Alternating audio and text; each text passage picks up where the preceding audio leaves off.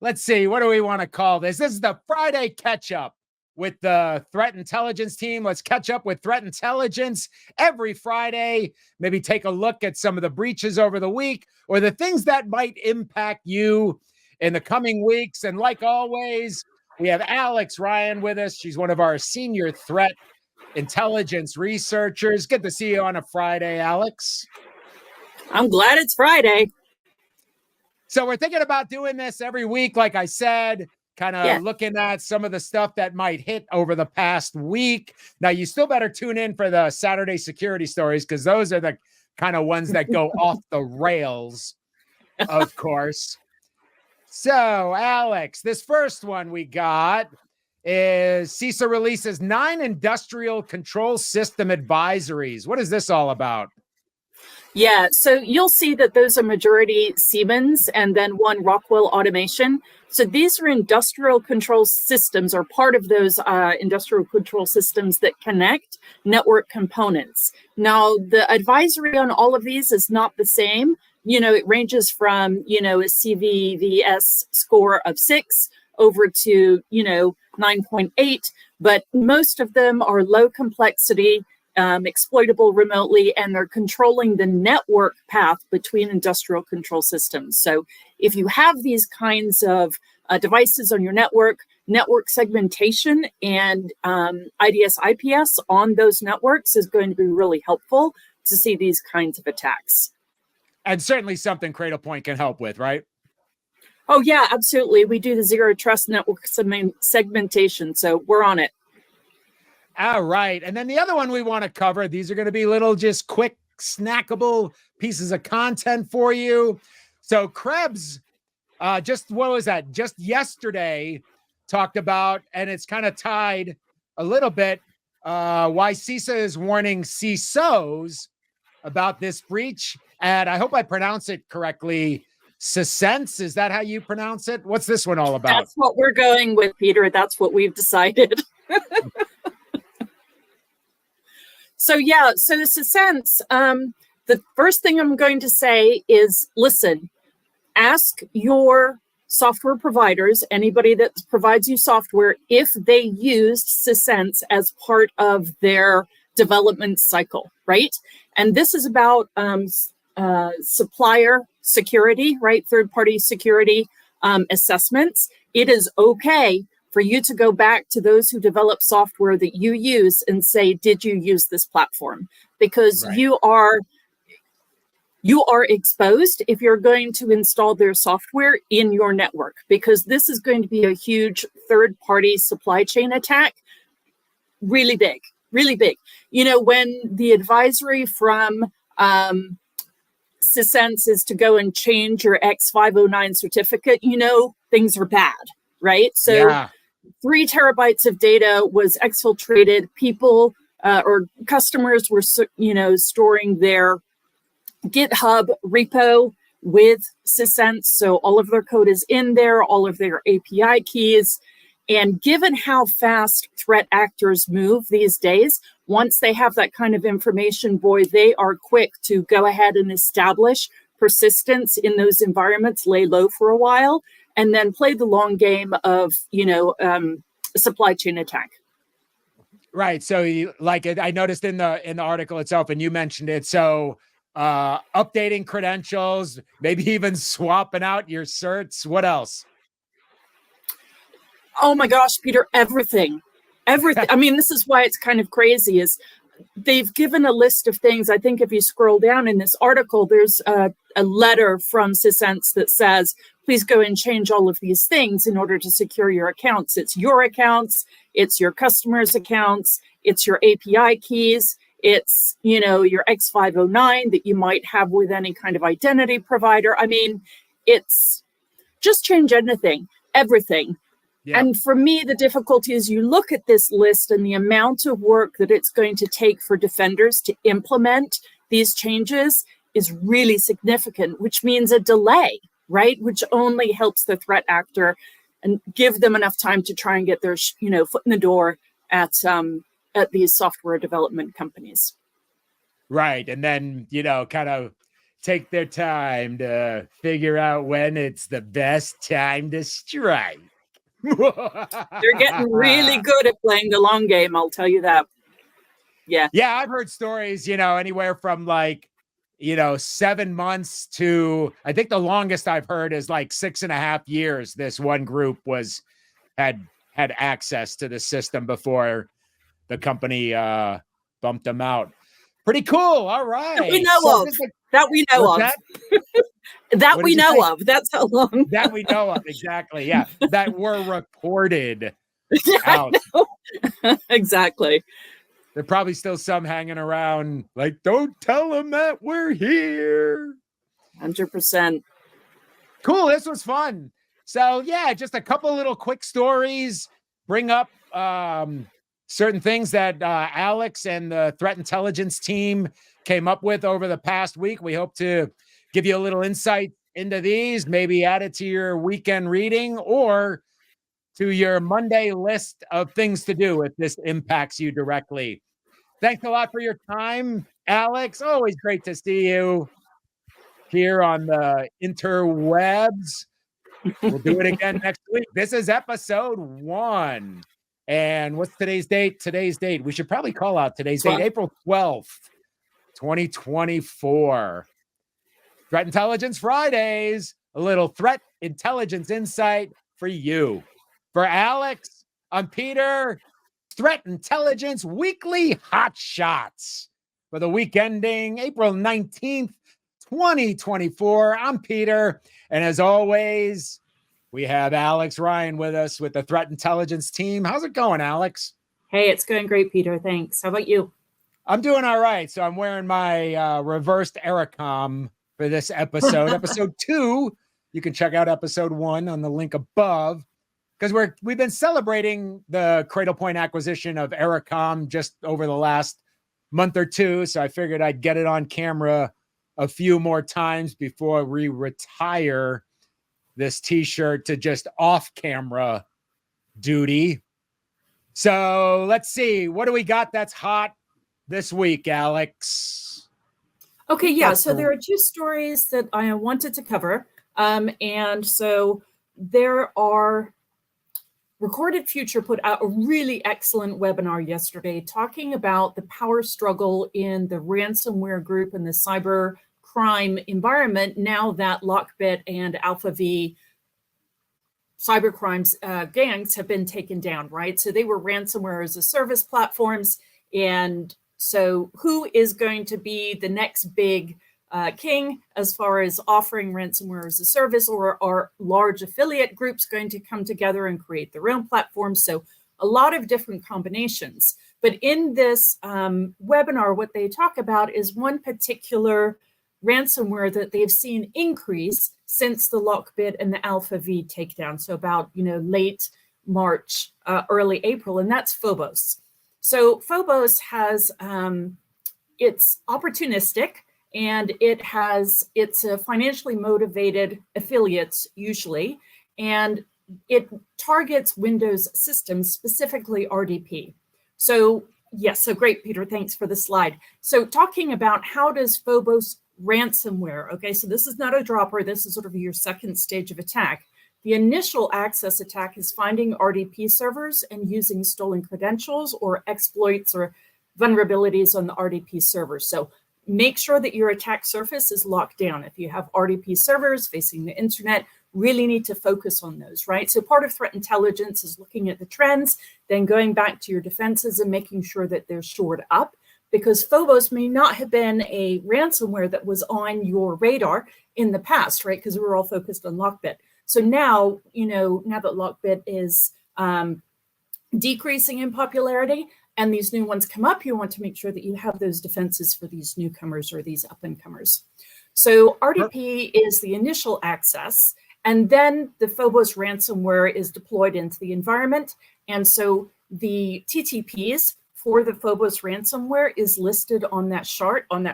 So just do a screen cap of the chart and go back to whatever kind of tool that you use for tracking the defenses back to the MITRE ATT&CK framework. Make sure that you have these locked up tight. Yep. And you can also obviously click the link. I always find it interesting how you may take down one group, because there was another ransomware group that was taken out this past week, but how all of these others then, fill the void. And I see we also got this Red Canary hot shot for today. Tell us a little bit about this. Yeah, absolutely. So this was published either today or yesterday, and it's from Red Canary, and it's their April Threat Intelligence Insights. And again, one of the things that we're seeing is now that these other ransomwares groups have declined, the affiliates are coming up with their own code variations based on successful malwares in the past.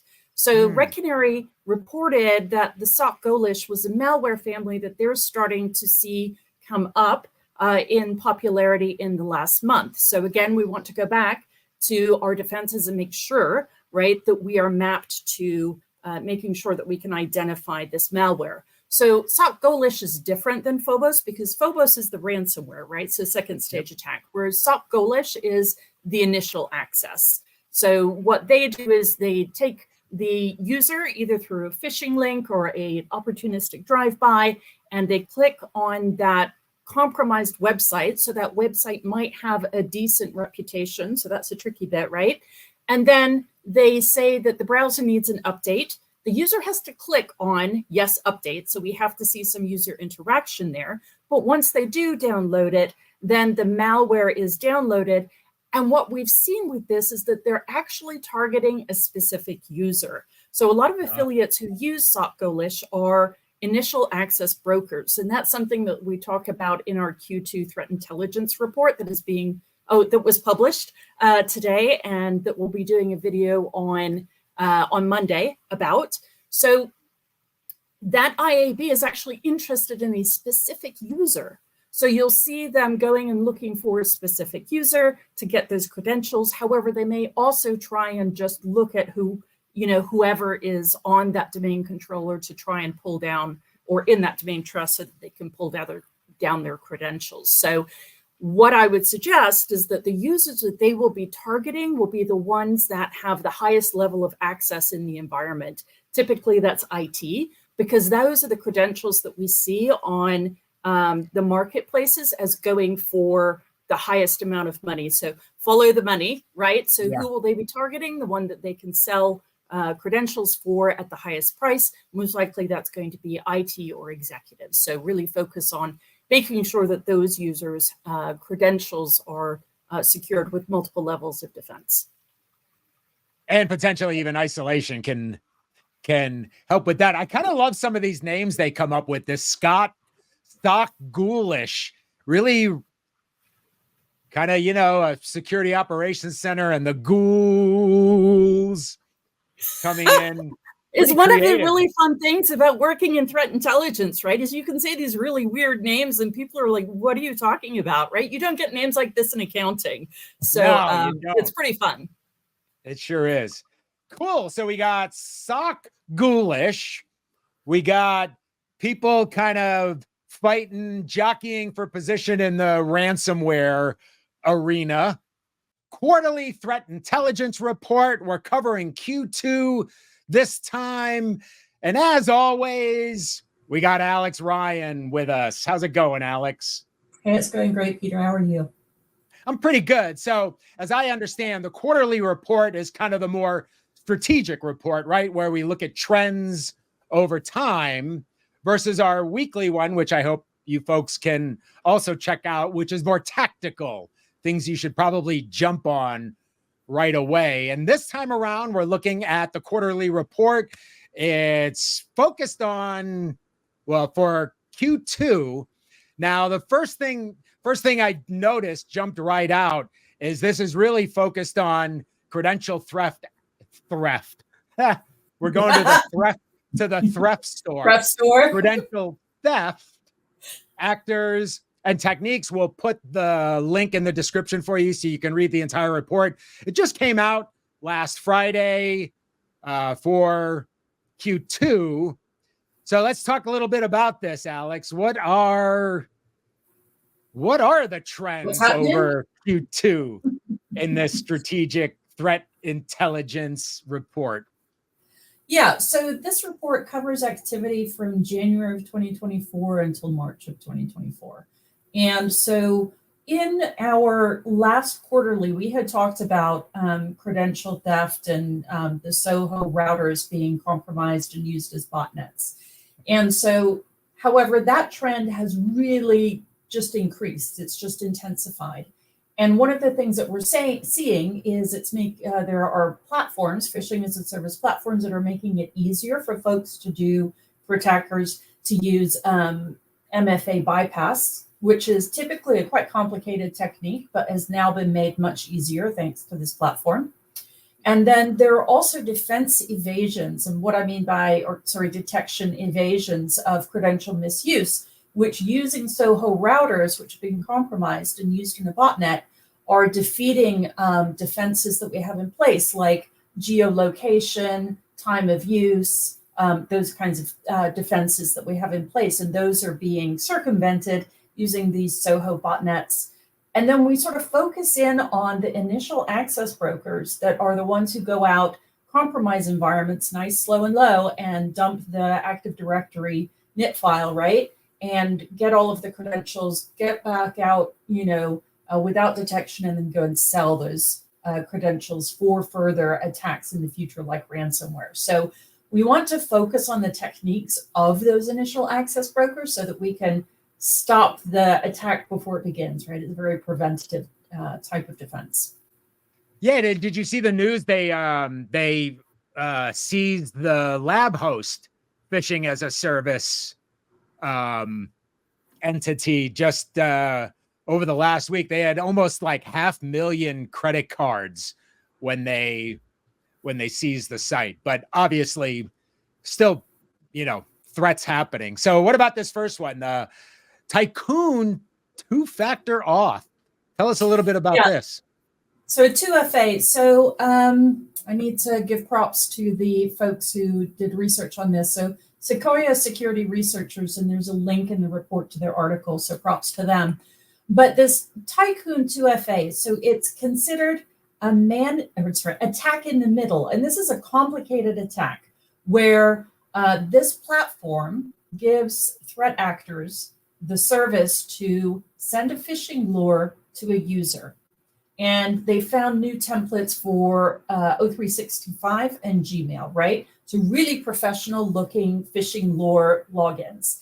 A user goes to that URL. It looks legitimate. They log in, and then in the background, an API call is made to the legitimate authentication system, like Microsoft or Gmail or whatever kind of IDP that you have, right? So it makes a call to that legitimate service, comes back with the prompt. The user puts in, the 2FA information that they get, that is sent back to the authentication, and the session is established. It's complicated to explain, but the session is established, but the user doesn't know that the threat actor has the same session token and the same credentialed session that they do at the same time. So lovely. This is a toughie, right? So it's really lowering the bar for somebody to do MFA bypass. And MFA bypass has been our gold standard for authentication for a really long time. Now we're like, what do we have to do? Do we need hard tokens? Do we need retina scans? Or no, biometric information is too easy to steal? Whatever, right? There has to be consideration of a new technology now, because we're seeing these defenses fall. Right, because these people can just buy the kits from these phishing as a services, the Department of Redundancy department, deploy it. And from what I've seen is that, they already kind of got these pre-built sites that you just, put up and out. It's a GUI, man. It's a GUI administrative console. Yeah, really. And it's awesome. I don't know how to say that, but well, they've often the attackers have often I don't want to give them many props, the criminals, but they have led the way in terms of kind of deciphering all this stuff to make the defenders a lot more aware of, these kind of techniques as you accurately, describe in the quarterly report. Tycoon, and we also talked on the weekly last week how, security folks, Heartbleed, and a whole bunch of others tend to have cool, kind of names for their Monikers, threats. yeah, the other one, absolutely. what was it? Sock. What was the one left from Friday? Sock Ghoulish. Oh yeah, Sock Ghoulish. They should have waited till October to release that one. We'll have And a so repeat. now We'll have they're the best going about of. evading detection with these Soho devices, eh? Right. So we have a lot of end of life, small office and home businesses using these small routers, right? And they're end of life and sort of like they kind of fall off the radar as far as being maintained by the IT department, or the home user just like doesn't even think to go and, if it's working, don't touch it, don't break it kind of mentality. So fair enough. But threat actors have taken advantage of these vulnerable devices and created botnets. So we saw this a lot with Volt Typhoon, which was a Chinese sponsored attack against critical infrastructure here in the US. They use Soho botnets. So this is the same idea, only now we're seeing it in the e-crime environment as well. And what's difficult about these is that they enable threat actors to get around credential detection, misuse that we've used. Yeah. And we've typically used geofencing or geolocation restrictions, and then also reputations of either the website or the IP or, the domain or whatever that the traffic is coming from, right? So if you're authenticating from a known bad, then, right, you're not going to let someone log in. But the Soho routers are going to have a benign IP, right? Until that threat actor has used it to launch attacks and it's been noticed or something, it's going to have a benign IP. And so that defeats that defense for us of saying, okay, well, if it's coming from a Tor router, then we're not going to accept it or allow it, but that's being bypassed now. So this is really difficult for us. And so we need to think of other ways. We need to really do a defense in-depth analysis of our authentication. Yeah, and plus once you own that router, you can kind of pretend like you're coming from that location, even though you're on the other side of the earth. That's right. Wild. Crazy stuff. Credential theft and? Yes. Okay. So in the report, we kind of talk about what are the up and coming, or what are some of the trends that we've seen in the quarter. So the number of successful attacks using valid credentials is up 30%. This type of credentials on sale in the dark web is up 20%. And like where are these numbers coming from? You'll see the links in the report. A lot of the big threat intelligence groups are putting out their annual reports, and you'll see that those reports are dominated by authentication issues or authentication concerns, credential theft being a primary initial access technique, those kinds of things. So just wanted to give you some numbers and read all those reports for you so that you could get some takeaways. But what I really wanted to do was talk about the initial access brokers who actually go in and steal the credentials and then come back out and then go and sell them on the dark web, right? So Intel Broker is incredibly prolific, and in the last quarter was crazy out of control. So there were 8 credential thefts and ransomwares that he was involved with. And interestingly, this is an individual. Typically, we're reporting on cyber gangs, and he is a member of a cyber gang, but he also speaks and acts as an individual. And there was surprisingly little threat intelligence that I could find about, him in particular, and it is a he. What's difficult with Intel Broker is that he uses a number of techniques, and he also works with other threat actors to use their techniques to leverage to get into the environment or do additional things. So it would be useful to go and do some research on threat intel with Intel Broker. I've put some information obviously in the report, but please pay attention to the techniques that he uses, because he's very successful, and we don't want to be next, right? Yeah, right. So Wow. the next one is TA577, and to be honest, I was like, who? But last quarter they were responsible for the campaign that was stealing credentials using NTLM. So they would send a phishing link, and it would actually be an HTTP GET using SNMP, and it would go out and it would send the NTLM hash, which then an attacker would use and pass the hash attacks. So, so they're very successful, and they're obviously innovating. And so they have a new malware downloader. I don't know if I'm going to get this right. Latrodectus? Latrodectus. Latrodectus? Yay! That sounds like a Harry Potter. Latrodectus. Latrodectus. Oh my god! Yeah, or someone that was on like the Skeletor or some of one of those 80s cartoons. Yeah, definitely the bad guy. Anyway, so they've come up with this new malware. So it's used in phishing lures, and it's a JavaScript bat file that is downloaded, which then executes typically a WScript execution, and we have some of that in our previous hotspot that we had hotshot talk that we had on Friday. So anyway, check them out. Make sure that you look at what is it? Latrodectus. Yeah, I think that's also a great WWE name, I would say. Oh, okay. Anyway, so make sure that folks can't download JavaScript. Look for some bat files running those kinds of detections, right? And then the last one that we have up is Profit Spider, who's also known as Gold Medley and UNC 961. Very easy to remember there. And so their techniques are typically internet-facing resources that have vulnerabilities. In the past, they've used Apache Struts and Log4j, so kind of web-ish type stuff. So that's their initial access vector, is vulnerable internet-facing assets. Not RDP for once, at least not yet.